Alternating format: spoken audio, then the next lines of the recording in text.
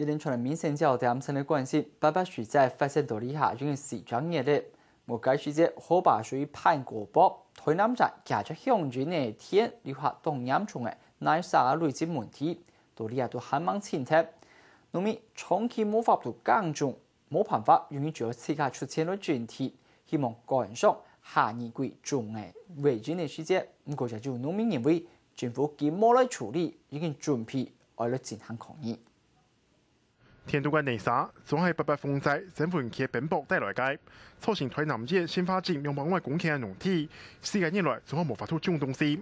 地方雖然整次縣政府來清，但是講到錢皮部分。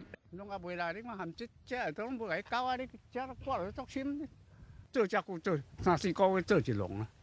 有農民夢想得為咗關頭市民眼中種西瓜錢皮期限，自家事前來經歷。無開變安怎啊？唔望政府也唔出來用。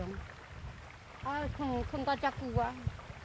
先發展嘅農田由政府天數清還算好嘅，就後壁鄉家福做嘅農田，咪因為不種期做太水，帶來東東嘅泥沙，拖嚟下前望政府單位天數，農民想起嘅禾無法度種，下次嘅年又係種下次期嘅禾，佢嘅前民意代表同鄉公所反映。